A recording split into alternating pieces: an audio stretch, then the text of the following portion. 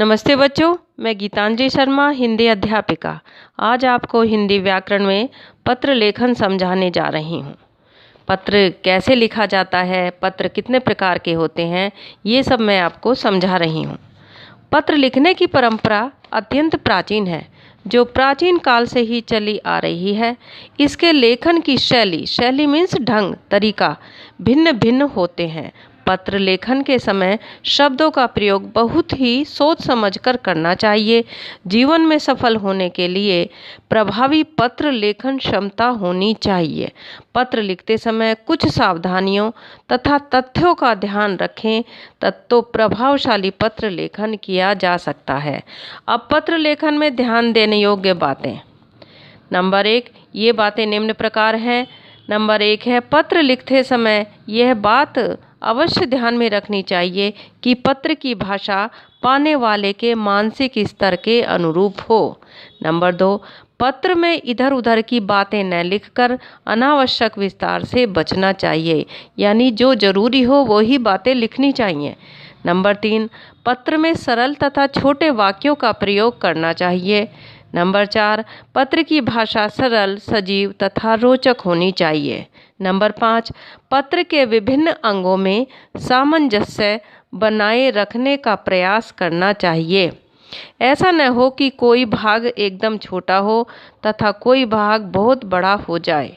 Number 6, व्यक्तिगत पत्रों में आत्मीयता अवश्य होनी चाहिए। आत्मीयता मीन्स होता है बच्चों अपनापन। नेक्स्ट, पत्र का समापन इस तरह करना चाहिए कि पत्र का सारांश उसमें झलकता हो। अब आता है बच्चों पत्र के भेद, कि पत्र कितने प्रकार के होते हैं। अब मैं बताती हूँ कि पत्र मुख्यतया 2 प्रकार के होते हैं। नंबर 1, औपचारिक पत्र। नंबर 2, अनौपचारिक पत्र। औपचारिक पत्र बच्चों, औपचारिक पत्र उन लोगों के लिए लिखे जाते हैं जिनसे हमारा व्यक्तिगत परिचय नहीं होता। इसमें व्यक्ति का नहीं बल्कि उसके पद का महत्व होता है। पत्र प्राय किसी विभागीय अधिकारी के लिए लिखे जाते हैं या एक विभाग से दूसरे विभाग के लिए लिखे जाते हैं। औपचारिक पत्र के अंतर्गत निम्न प्रकार के पत्र आते हैं। औपचारिक पत्र 6 प्रकार के होते हैं बच्चों। प्रार्थना पत्र, आवेदन पत्र, शिकायती पत्र, संपादकीय पत्र, व्यावसायिक पत्र, कार्यालयी पत्र। अब प्रार्थना पत्र बच्चों किसको लिखे जाते हैं, तो सुनिए। पुनः नामांकन हेतु, चरित्र प्रमाण पत्र हेतु, शुल्क माफी हेतु, छात्रवृत्ति प्रदान करने हेतु आदि प्रधानाचार्य को लिखे जाने वाले पत्र प्रार्थना पत्र के अंतर्गत आते हैं। दूसरा नंबर है हमारा आवेदन पत्र। किसी विभाग में किसी रिक्त पदों की भर्ती के लिए लिखे जाने वाले पत्र आवेदन पत्र कहलाते हैं। नंबर 3 होता है शिकायती पत्र। अपनी निजी समस्या या आसपास की समस्या, जैसे टेलीफोन खराब होने पर, बिजली आपूर्ति ठप होने पर, सड़कों की दयनीय दशा सुधारने के संबंध में संबंधित अधिकारी को लिखे जाने वाले पत्र शिकायती पत्र होते हैं। नंबर 4 होता है बच्चों संपादकीय पत्र। तो किसी सार्वजनिक समस्या जैसे रेल आरक्षण, सरकारी अस्पताल में आवश्यक औषधियों और उपकरणों के अभाव में, लाउड स्पीकरों की कान फोड़ती आवाज़ के संबंध में किसी प्रख्यात समाचार पत्र के संपादक के नाम पत्र लिखकर समस्या या प्रशंसा से अवगत कराने वाले पत्र संपादकीय पत्र कहलाते हैं। नंबर 5 होता है व्यावसायिक पत्र। किसी व्यवसाय से संबंधित, जैसे नव प्रकाशित पुस्तकें मंगवाने के संबंध में व्यापार प्रबंधक को लिखे जाने वाले पत्र व्यावसायिक पत्र होते हैं। कार्यालयी पत्र एक विभाग के अधिकारी या कर्मचारी द्वारा दूसरे विभाग के अधिकारी या कर्मचारी को किसी कार्य हेतु लिखे जाने वाले पत्र कार्यालयी पत्र होते हैं। अब आता है बच्चों अनौपचारिक पत्र, जो हमारे पर्सनली होते हैं, अर्थात व्यक्तिगत लिखे जाते हैं।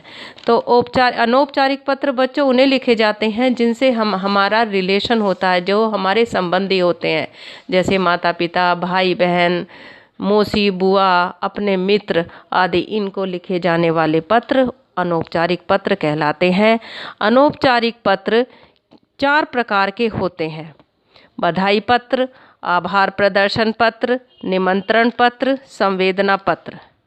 बधाई पत्र मित्र के कक्षा में प्रथम आने पर, भाई के IIT में सिलेक्शन होने पर या किसी और रिलेशन में संबंधी के किसी अच्छी पोस्ट पर नौकरी लगने के लिए ये बधाई पत्र लिखे जाते हैं। आभार प्रदर्शन पत्र आपके साथ किसी ने कोई अच्छा काम किया है तो उसका धन्यवाद व्यक्त करने के लिए आभार पत्र लिखे जाते हैं। नंबर 3 होता है बच्चों निमंत्रण पत्र। आपके यहाँ किसी आयोजन समारोह में अपने संबंधी या मित्रों को आमंत्रित किए जाने वाले पत्र निमंत्रण पत्र कहलाते हैं। नंबर 4 है बच्चों अनौपचारिक पत्र का भाग संवेदना पत्र।